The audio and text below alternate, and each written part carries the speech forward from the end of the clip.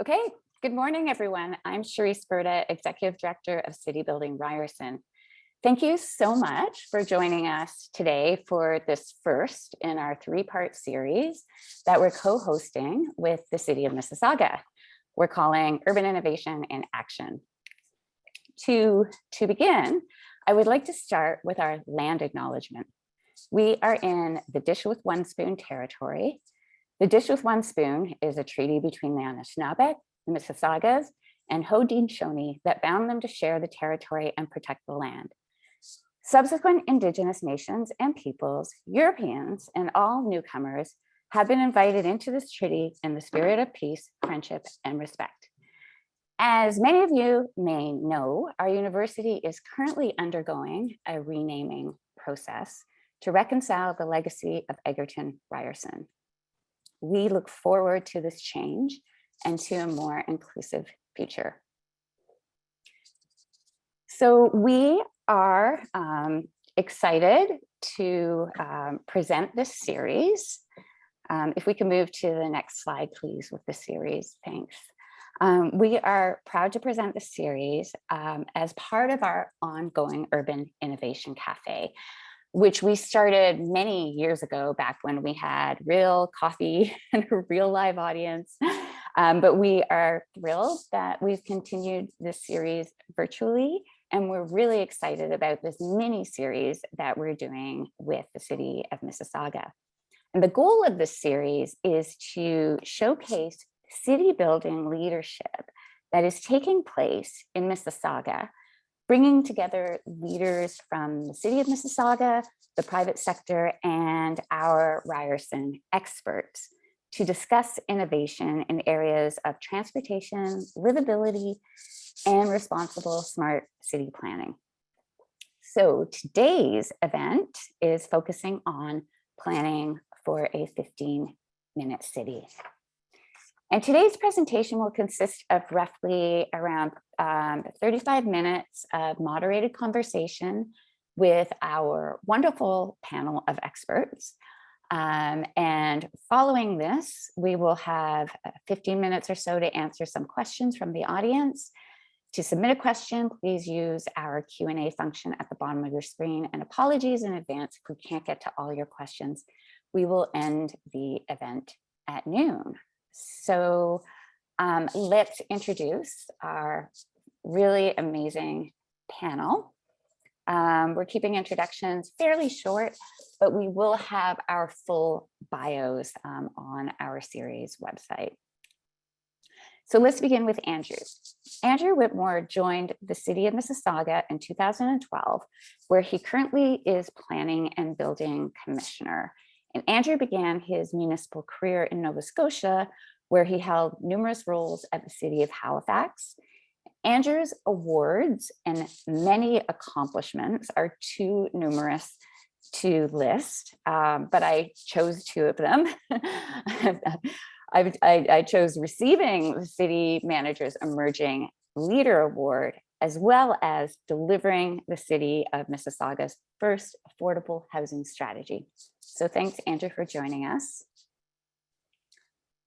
And Rob Spanier is the president of Spanier Group, an international real estate development advisory firm specializing in complex retail and mixed-use development projects.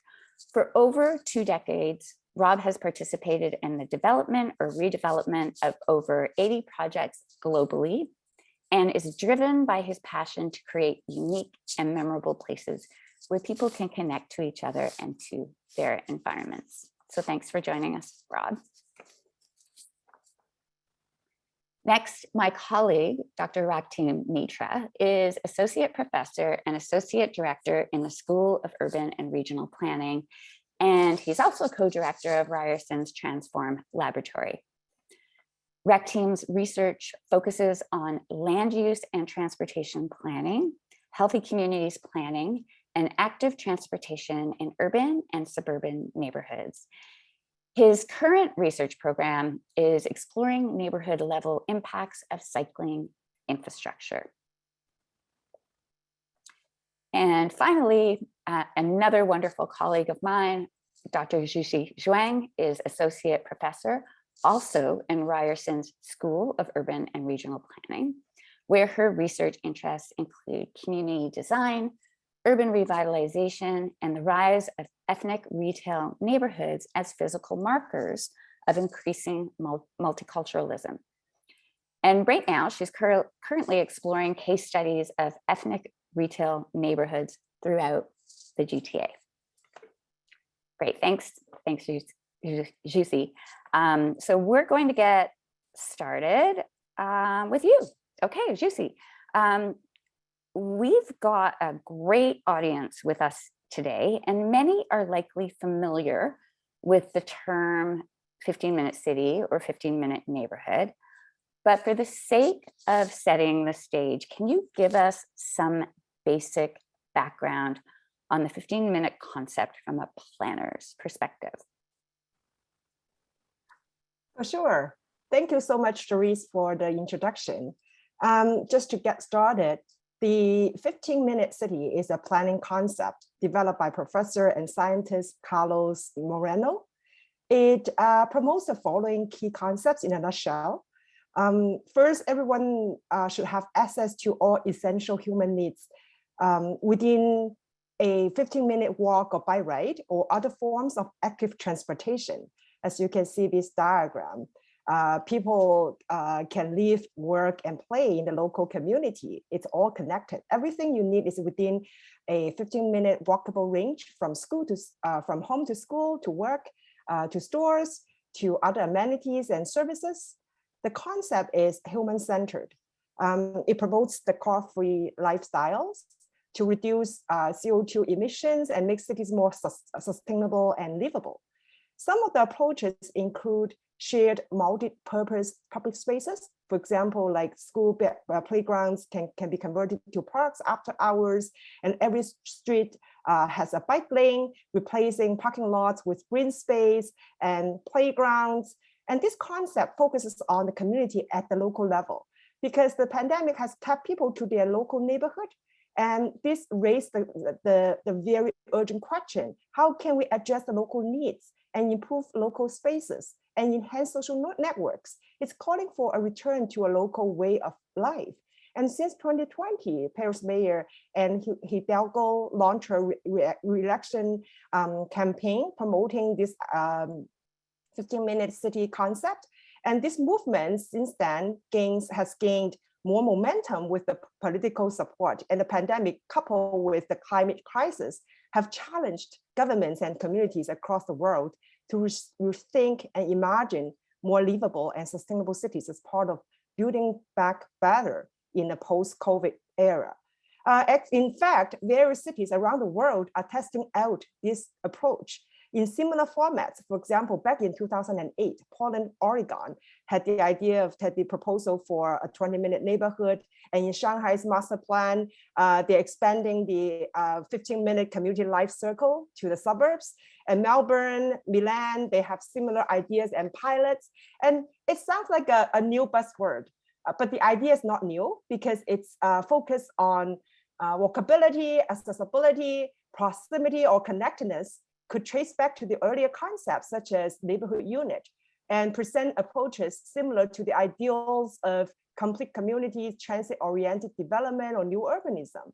And how can we actually utilize this concept here in our GTA context? And I think this is our discussion topic today. I can definitely elaborate more a bit later, but I'd like to emphasize that we should first consider how to tackle social and spatial inequities in the suburbs, and how this 15-minute city concept can be implemented in places that are most underserved and underdeveloped. For example, in places where transit services are most inefficient and household incomes are the lowest, and where house quality is poor, public amenities are inefficient or in poor quality, and where issues related to poverty, racial segregation are paramount, where people have to rely on low-income jobs and have multiple workplaces all over the place and don't have any privilege to work from home or find decent local jobs within 15-minute walk.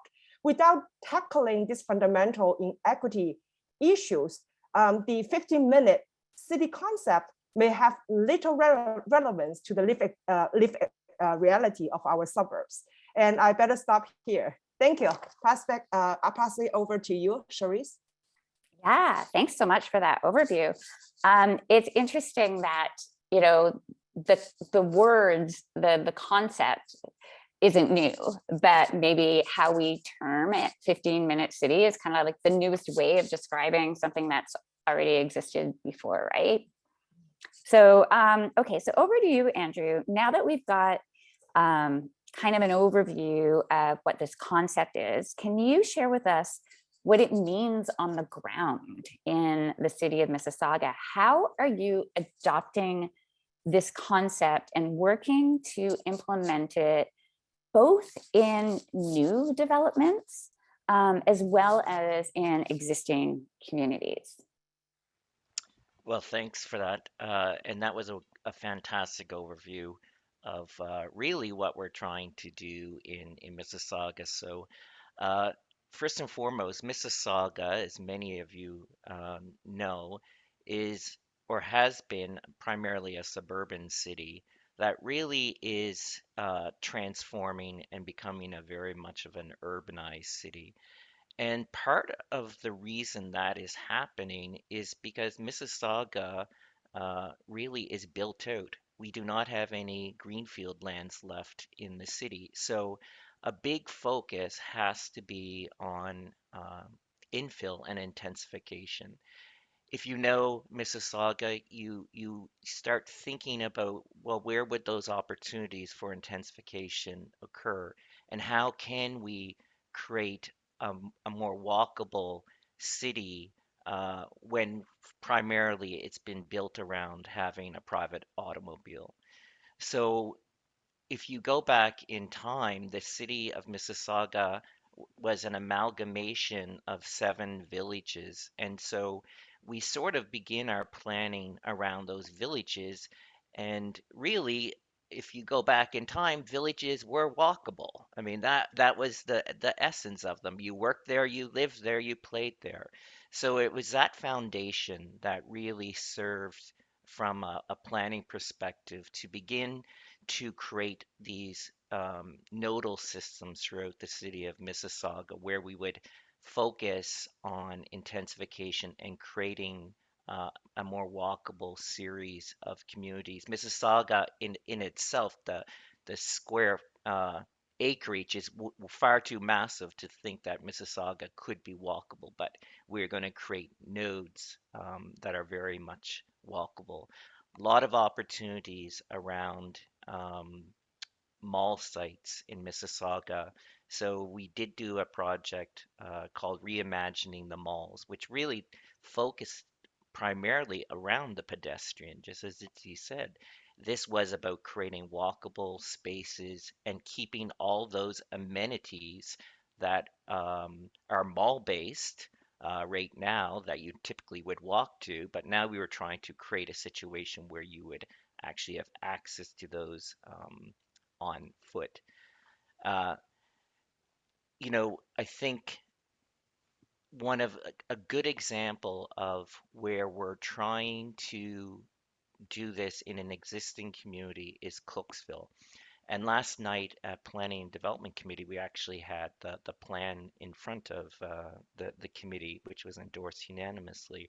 And one of the comments that stood out to me was, wow, this is so radical for Mississauga because you actually are planning for the human. You are not planning for the car any longer. And I just thought that statement was perfect. And Cooksville is a really interesting community in Mississauga because it is primarily the place where many newcomers coming to the GTA first settle. So there's a lot of the issues and opportunities that we just spoke about in terms of equity that really we have to pay attention to in the planning. And I'm really pleased with how that worked. The other area that we're really transforming and trying to do this same thing, a new community, is in Lakeview, which was the former OPG sites. And that is a community of going to be 20,000 people, and there's an amazing opportunity to really focus on walkability, work, live, and play. And so I think right there, I'll wrap that up and pass it back to you, Cherise. Thanks. We're going to turn to Rob in a second and talk about Lakeview, but I loved some of the things that you mentioned. Like, first of all, how Mississauga is being radical. And, we always we had this concept of Mississauga for so long of being like, that we had the mayor was the queen of sprawl. But, as you rightly point out, similar to Toronto, when there's no more green fields to sort of expand, then you have to get radical because you have to do your best job with intensification. And intensification can be fantastic. It can also be terrible. So getting that right and create livable communities is an approach that you have to take. And I love how often in Toronto we talk about how we're a city of neighborhoods. I love how you mentioned you're a city of villages, and you're really looking at how to do your planning around those nodes. So thank you for that. That is very, I love those words and those approaches. So Rob, over to you. You've been, so moving from, an existing village like Cooksville over to a large scale new community like Lakeview. You've been working on new communities for many years. So based on your experience, what approaches work in creating successful projects based on the city, or based on the 15-minute city concept, or whatever we used to call it? And then on the flip side, what kinds of planning and practice are we getting wrong if we're trying to move in a 15-minute city concept? Sure, and thanks for including me in the conversation. Hopefully everybody can hear me. So it's an interesting question, right? Because the whole term 15-minute city, if you look at that map of Paris, and if anyone has had the privilege of going to Paris, that would be an impossibility. But a 15-minute neighborhood is something that's a lot more realistic. And as you sort of drill down to the principles, to what Andrew was saying about trying to think about a city that grew up with villages and then thinking about growth, it really becomes the neighborhoods that become important. And so a lot of my work over the last 20 years has been focusing in on projects, large scale projects that are really places. And you could call them a series of neighborhoods or a neighborhood or a large neighborhood or a district. But I think that where we need to focus our attention, I'll talk about the things we need to do better at, and then I'll talk about the things that I think we're doing really well. I think we need to focus on the outcomes as opposed to the rules and the policies. And I think that there's a lot missed when you start to build a principal system, and this happens at the city level and other places where we need to do these things. In order to be a 15-minute something, you have to do this. Well, there's no such thing as one size fits all.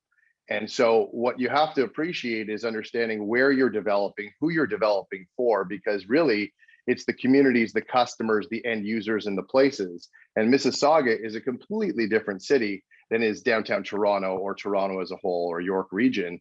And Brampton and Vaughan and Markham are so different. And I think that what's evolving in this model is understanding the differences that make you special. And then how do you complement a city the size of Mississauga with areas? And that's where I think Lakeview does an incredible job. And as Andrew referenced, the new frontier about 10 years ago was reclaiming your waterfront.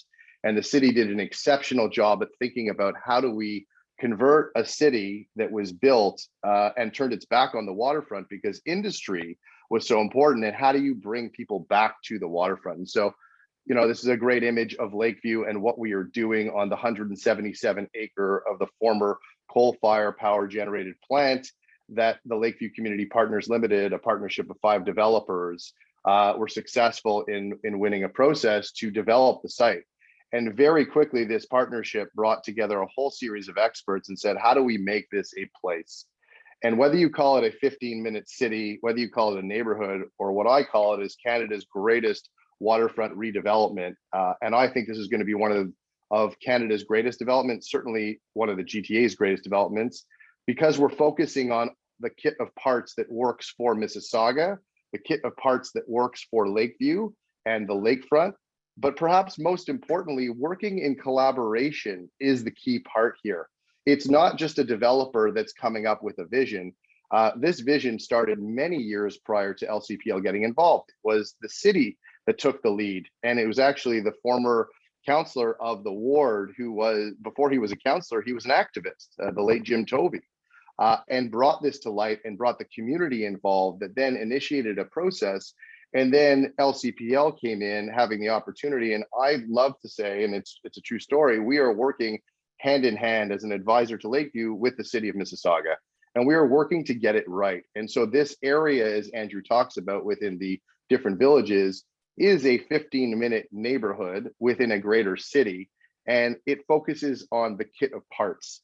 And so I think that the last thing I'll leave you on this question is, it really is about the kit of parts and the pieces, but I'm a big, passionate believer in creating the ground floor 20 or 30 or 40 feet up, which means we all live on the ground floor. So the uses that you program on the ground floor, whether it's a park, whether it's a pier, whether it's an innovation district, or whether it's great retail, I think that these 15-minute places need to really take into consideration how and where you program the ground floor, so that as you're taking that walk, it feels very intuitive, it feels very comfortable, and it was designed for the people. So it's not just about the minutes, but it's about how those minutes are being spent and how you feel when you're walking through those places. So I'll hand it back to you. Thanks, Rob. That's super. We're going to go over to RAC team now. So RAC team, we've heard, everyone, we kind of all agree that 15-minute city is about being able to access our many daily needs within walking distance, relying less on a car.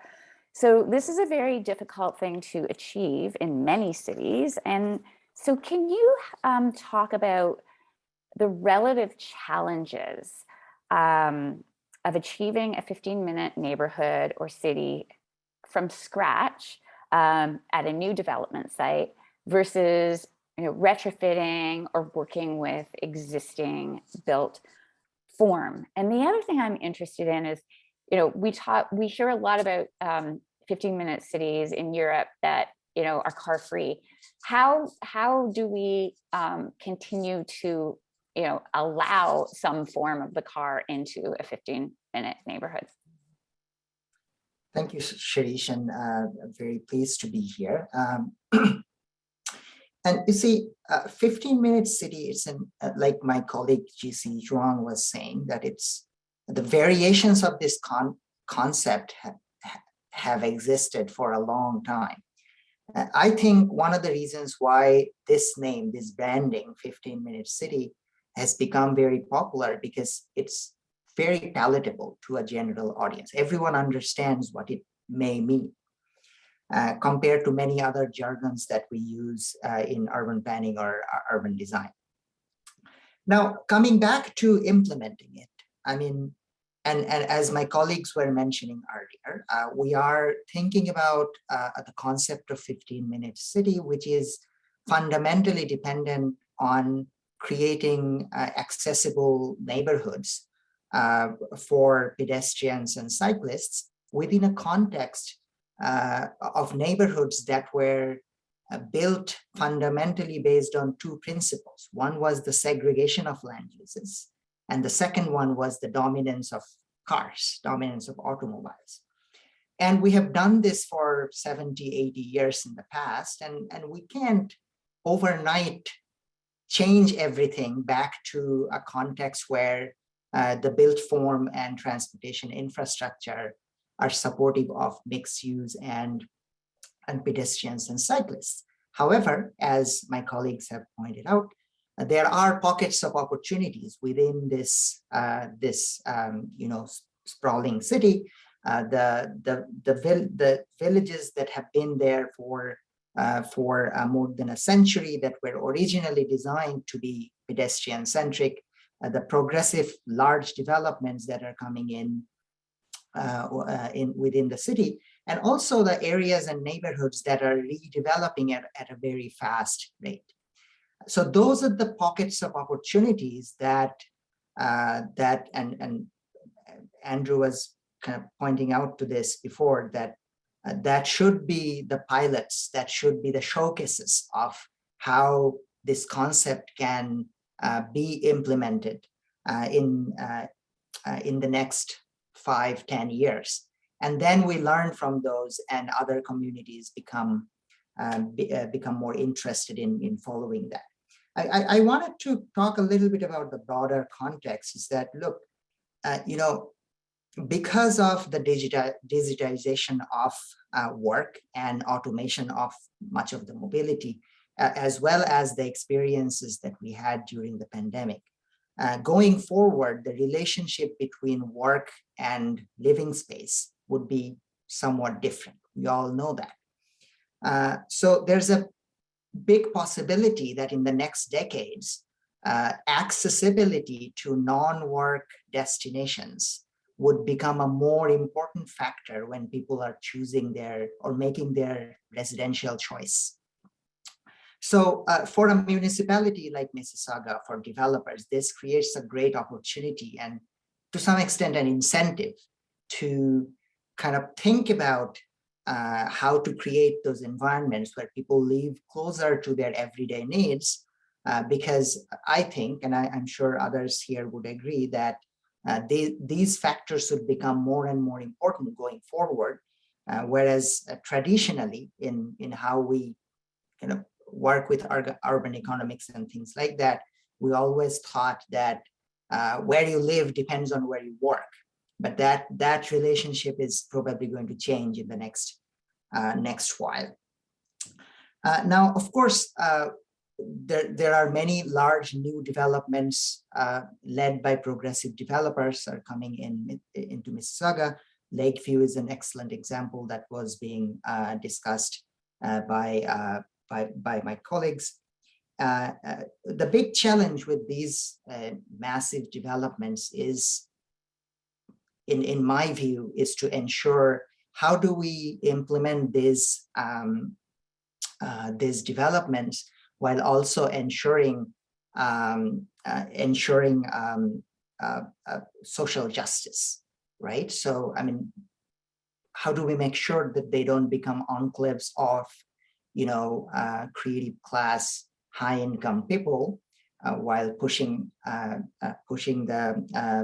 low-income people with who would probably benefit more by having access to walking and pedestrian infrastructure and facilities out. And yeah, so for new developments, that's what I think is going to be one of the key challenges to address. And for municipalities, of course, we have to rethink the policies and how we prioritize different land uses, mobilities, and transportation infrastructure. But we can get to that later when in the next round, perhaps. Thanks, Raktim. Wow, there's a lot there to unpack. I'm going to ask Andrew to do some unpacking. Just to sort of reiterate some really interesting things that Raktim brought up. Just a couple of them that really stuck with me is this whole rethinking about what this non-work destinations, like how things are kind of flipped on their heads, from living close to where you work to living close to where you live and do all of your things, right? And then being mindful of how to ensure that these new neighborhoods are inclusive. And earlier, Andrew, you had mentioned that there's some things that are happening that are making or inspiring Mississauga to act in this direction. One being running out of greenfield land. So I'm really curious to hear from you. Why this is the right time for Mississauga to be taking on this concept and put it into practice. So why now? And then also bearing in mind some of the things that rep team and others have brought up, any of the barriers or challenges, things like that. Yeah, this has been a great conversation and it has the wheels turning. So why now? I think basically there's tremendous opportunity happening in Mississauga. We have these wonderful opportunity sites, and we are sort of forced at the same time to look at these because we do need to accommodate growth.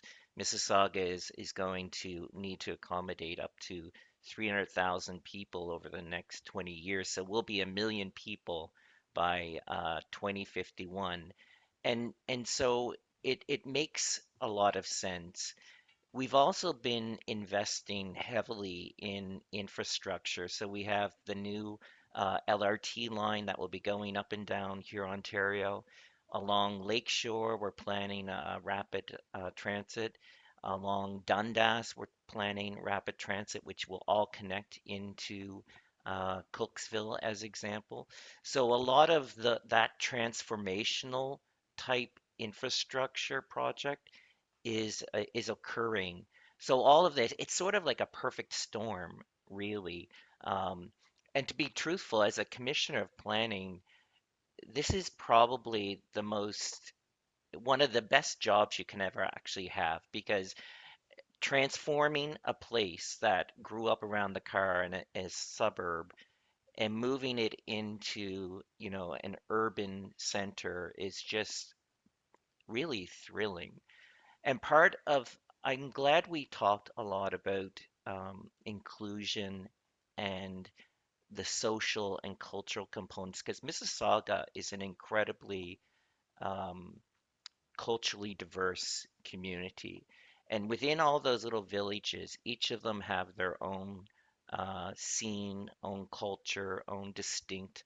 Um, so a lot of the planning is from my perspective, I'm building on those assets that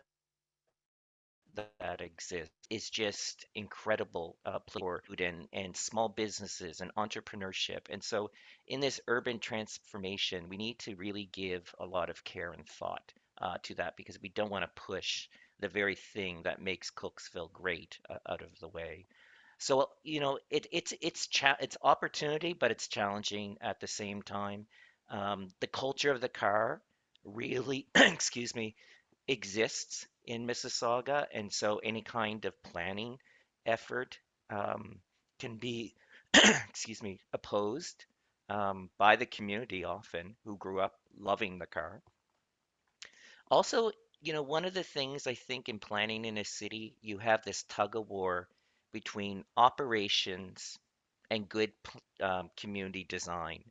And so a big part of my job is trying to um, really champion good urban planning versus doing everything so a fire truck can move down a road fast or we have some place for snow, those type of things tend to dominate and take precedent over good community design. So those will be always some of the things that we come up against. But I'll just wrap up by saying one of the best things about the city of Mississauga is our council. And our council really has embraced infill and they are really champions. And the 15-minute city focus on Cooksville was actually championed by the local councillor, Councillor Demerla there. So, that really is helpful when you have a council and mayor that is strongly supporting this transformation. So I will wrap it up there. Thanks, Andrew. That's super helpful. I'm going to ask Rob, and Rob, if you want to build on any of these comments that Andrew has made in terms of why Mississauga really is prime habitat for a 15-minute city or for the type of work that you're envisioning. Where do you see some of the greatest opportunities, and what, in your mind, what do developers actually need to do to nurture these types of vibrant neighborhoods? Sure. And it's a great comment because I think Mississauga has been long primed for this opportunity. And I'll sort of split my response into two areas. The first will be Mississauga, and then I'll ask you to put up those images of Lakeview, because I think that there's some real valid thought process, principles, and implementation around some of those images that you'll see. But I think it's an opportunity. And you know what? I'm a bit of a contrarian. I don't think the car is going away. I think that the car will remain, but how you design cities to accommodate places for cars and places to connect without cars. We were thinking about Lakeview in the first instance and iteration of first mile, last mile solutions to connect to the Port Credit GO station and the Long Branch GO station. And with some of the intensification of transit along Lakeshore, bus rapid transit, that's also going to help. But to think that cars are disappearing, I think is a fallacy. I think they'll be there. I think that people have families throughout the GTA. People are going to go to airports, but there's different modes of transportation. It's just about recognizing the opportunity of when you get to a place, not having to get back into a car. I can't tell you how many times I've seen in the GTA, and I came from Montreal, and I grew up in a much smaller city, a much more European design focused city, where certainly you had a car, but you had transit. But the idea of watching people park at a power center in front of a Costco and get back in the car and go to the other side of the power center to go to a grocery store is mind-boggling to me. And again, we do live in the winter, and I grew up in temperatures that were far colder, and with the snowstorm we had last week, that's sort of living in Montreal on a regular basis. But I think my point is that you have to understand what you're planning for. So I'm also working in Cooksville on a project, and you have to understand the kit of parts that is Cooksville, the connection of transit, the connection of community, and the history and the heritage and that cultural nuance that I think is so important. To get rid of that cultural fabric of Cooksville would be a mistake. It would be a shame. So, but what's missing there is the infrastructure and the kit of parts, the blocks. It's more of a pass through right now, but it can become an incredibly vibrant neighborhood where people want to come to. So I think that the point is it takes a whole host of components, as Andrew was talking about. And if you can put up those Lakeview images, I think what we're doing at Lakeview, and this is a great waterfront shot, but if you go to the next one, this is Lakeview Square, where we have intensively thought about how to create an incredible waterfront village. And while Port Credit is a village on the waterfront, it's actually not really on the water. And one of the things that I worked on with Andrew, and we worked on with the city and with our team, was how do you actually make a great place on the water for people to come to that has a whole mix of uses, of retail, of restaurants, of services, civic, cultural, entertainment. And again, anyone who knows me knows that I focus on best-in-class, independent, non-national retail, the mom and pops, as I affectionately call them. I'm not interested in big box retail. And quite honestly, big box retail isn't interested in being here. That's not what promotes that creative connection. And so this is going to be an incredible place where people, as Rec Team said, may want to come. Others have said they may not want to work here, but I think they may want to work close to it. But you have those options. So if you go to the next slide, you can see that above the square, there is residential, and then there's also a proposed hotel. Well, why would you have a hotel here? I think the hotel market is totally underserviced in Mississauga from an experience perspective. There's very limited options for people who are coming to the GTA. So what happens? They stay in a service-based hotel or they go to downtown Toronto. Why can't Mississauga have a great place to stay? And if you flip to the next slide, part of our thinking from a large-scale master planning perspective was thinking about jobs and employment. And there's a great vision the makings of implementation and execution on an innovation district that will have up to 1.8 million square feet of office and 9,000 jobs just adjacent and integrated into the community, as well as arts and culture, where we've been working on an incredible vision that actually Andrew helped us to kickstart, because the city had this identified the idea of having a cultural hub at the head of the piers of the waterfront. And we've been working very closely to identify that opportunity of bringing culture and the arts right here. So as you start to look at it, all of the pieces of the puzzle fit together. I'm not a firm believer that you're going to want to drive elsewhere to work. You may have to drive somewhere to work, but why can't we give those opportunities for people? And it doesn't have to be the world that we're living in COVID today, where I actually work right where I live in the same room or adjacent. I think in the future, people are going to feel great about walking a couple of minutes down the street to their office, or may choose to work in this type of an environment.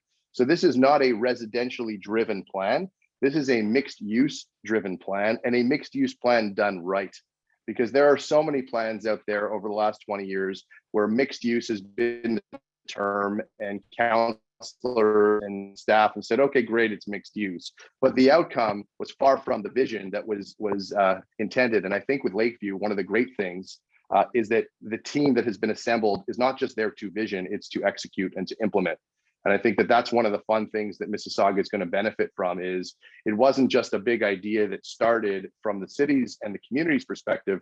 You have a developer and a team of people who want to realize that vision for the future of the city of Mississauga. And I don't think there's any other images unless there's one more, but I think that that sort of is a good way to sort of top it off.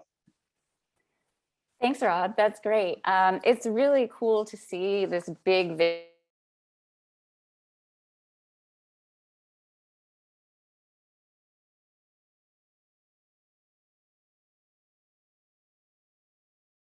vision for a big space happens at the ground floor. What happens that I remember coming and talking to you 8 years ago and saying, Rob, why are we getting mixed use wrong? Why is everything so bad on the ground floor? Like, what is going on? And, you know, you explaining that, well, it's kind of an afterthought. Like, we're not actually building from like ground floor, imagining the outcomes up. It's like we're building up and then we think about what happens at the ground floor. It's often why it doesn't work. But that same philosophy that you're looking at for a big development space could also be applied in existing neighborhoods, new neighborhoods, even at the micro and nodal level. So that's really interesting to see.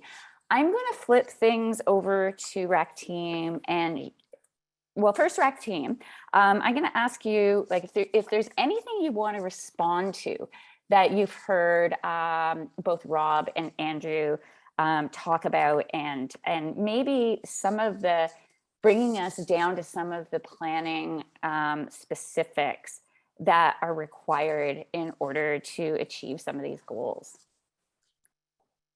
No, I totally agree with and support what Andrew and Rob was suggesting, and these are absolutely the right things to do. I mean,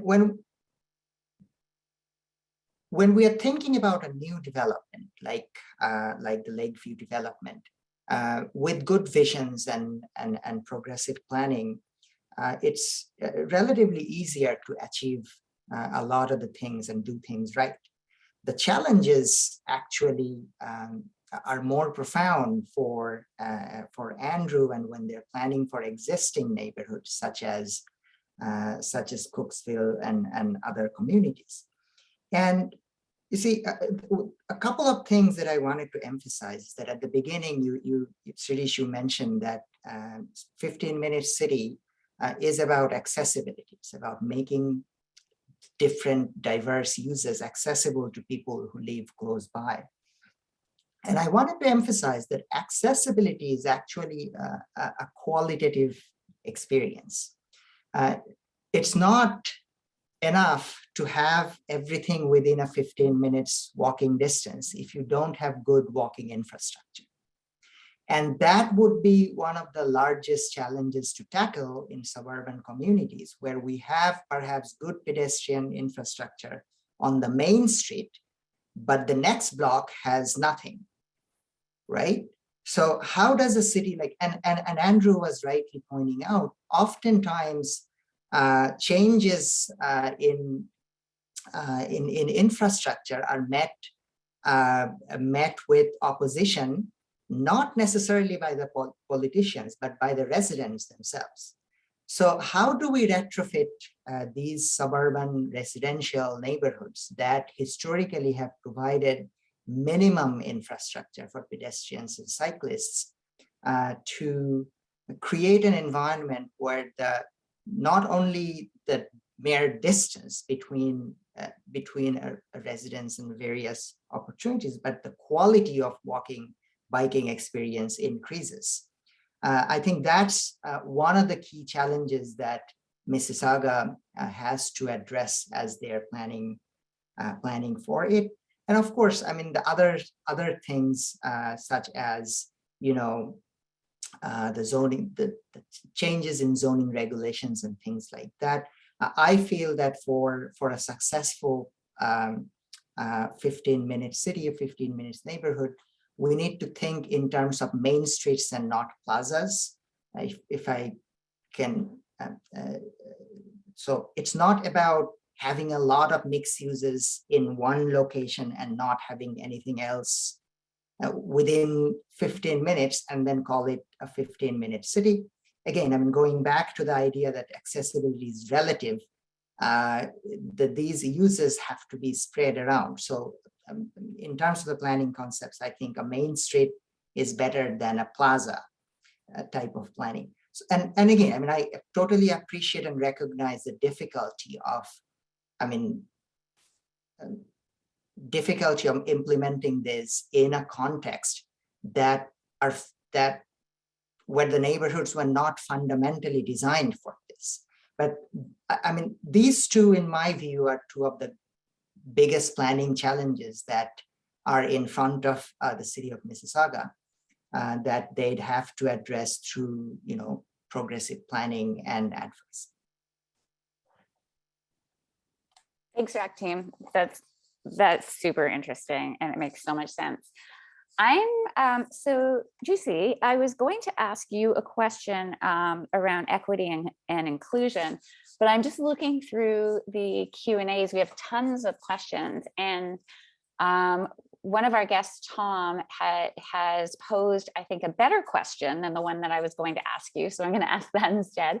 It says, so he asked, how do you reconcile the 15-minute city and equity with the reality that many lower income people work in large scale industrial districts at food processing facilities or fulfillment centers?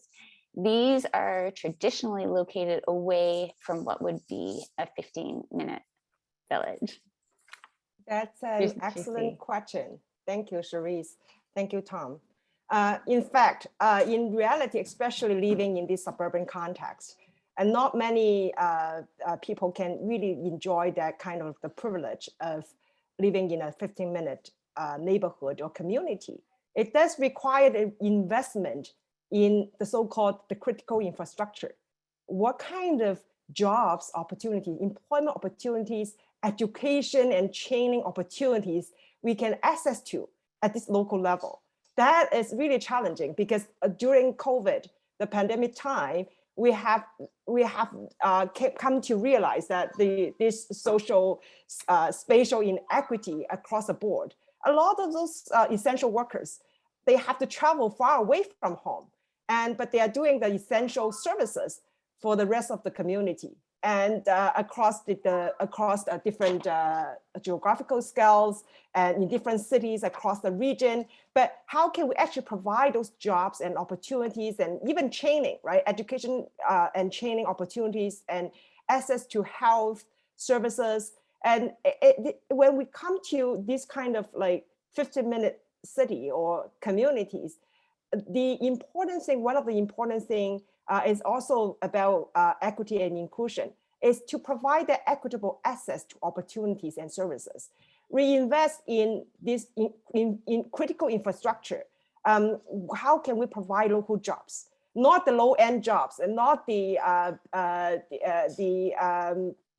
low-paid job for residents, but can we create those employment opportunities and also promote entrepreneurship? It's about innovation. It's about local economic development. Where do those jobs come from? Like one example, when Andrew talked about Cooksville, lots of newcomers, they come with talents. They come with knowledge and skills. How can we better utilize those skills? Immigrants, they come with their human capital. their social capital and their financial capital as well, but how can we actually support them in better integration, in better settlement here in Mississauga, in Ontario, and in Canada. So those employment services for newcomers and job training opportunities, make sure at the local level, we have those investment. We have the investment on the critical infrastructure. I noticed, I know, I used to work close to Cooksville when I used to work with the Peel region, and we had the offices there providing immigrant services for newcomers. And lots of those services around education, the job training and employment services. And we still need those critical infrastructures to support the local residents in this so-called, if we really want to achieve these 15-minute communities, and the foundation need to be laid in a solid way. Make sure we consider the needs of the people, considering the changing demographics and the changing needs of those people. Thanks so much. Yeah, that was a really great question. We got a pile of questions and not a lot of time. I'm actually scrolling through, and a few of them have already kind of been answered.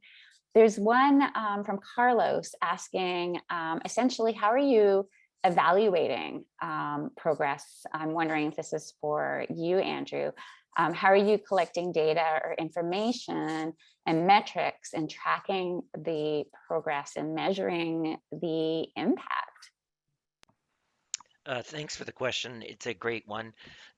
I'm very data centric. That was one of the things I championed when I became commissioner. So we have a very robust process of collecting that data and doing an annual report that really is basically saying how well are we meeting our official plan. So it goes into how much parkland, how many residential units, how many affordable residential units. All of those things are tracked and accounted for. Because I agree with the question. I think the intent is really we there's a lot of verbiage, there's lots of words, but we want to show progress. That really is the goal here. So the data is a key part to all of it. Can I also just make a comment, because I was looking at the questions as well? I think one of the things that I started off by saying is one size does not fit all. And so I think that some of the commentary here would align to new development or how to solve a problem. But there are some neighborhoods in Mississauga that are never going to become 15-minute cities. It's just a reality.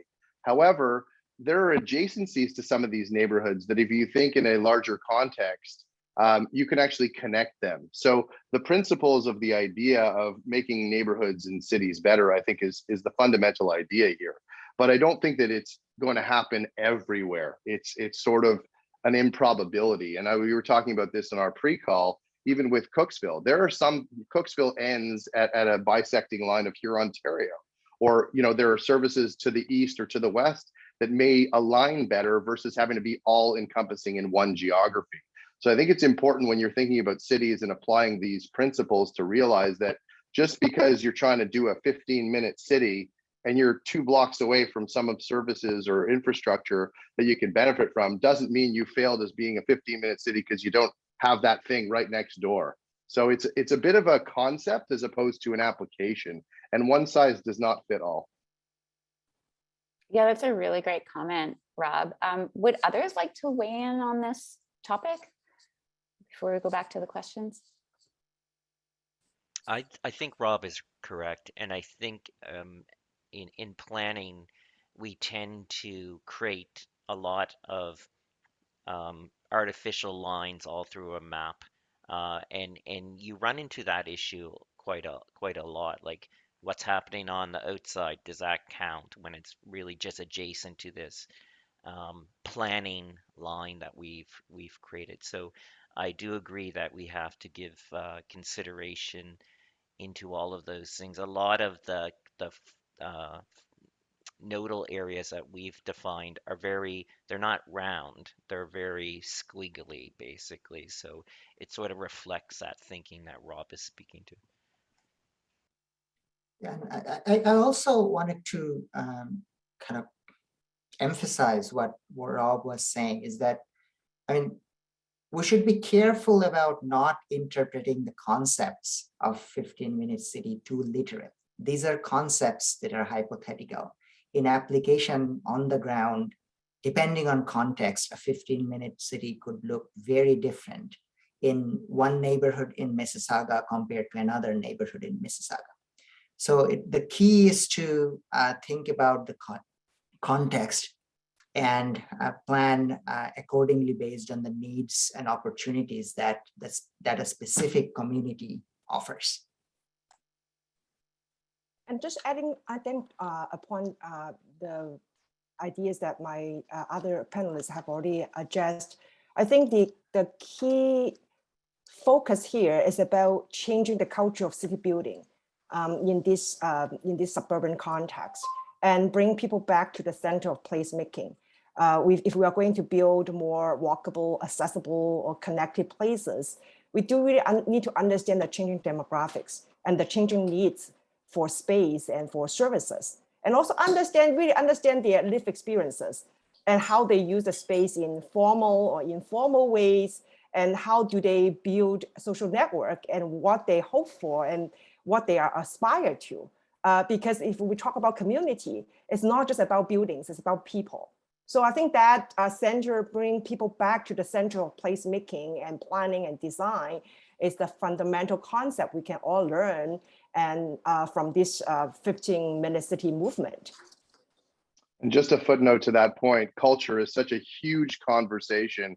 And again, for those that have had the privilege of traveling around the world, when you look at the GTA, we have one of the greatest mosaics, cultural mosaics, I think globally, and recognizing how people live within their culture or their upbringing doesn't mean that they have to adapt to the Canadian approach to how we live. Certainly they came to Canada and we are all Canadians, but recognizing that of how people use public space, open space, indoor space, amenity space, thinking about that is such a critical aspect, because trying to think about the rules and the philosophy of Mississauga is so different than Markham, and it's so different than Brampton. And so while every city may have a downtown, that downtown may end up looking dramatically different. And I think that the development sector has to do a very good job, or is going to have to very shortly do a good job and continue to do so, because if you don't, your customer is going to vote with their feet.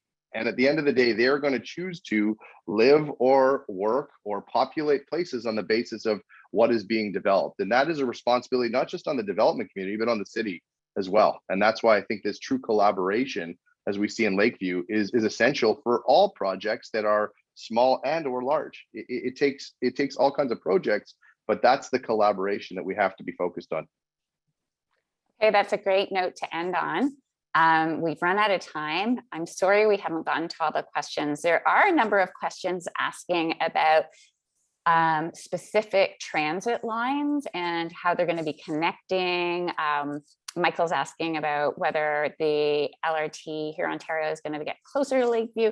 So I'm just going to ask all those transit people to tune in on February 8th. We're going to have a great conversation with experts on transit and mobility in Mississauga. So please, if you can, join us again for that webinar. And I want to thank all of the panelists who have been so great, for our audience for showing up, asking amazing questions, and for the City of Mississauga for co-hosting this event series with us. See you soon. Thank you. Thank you. Thank you. Take care.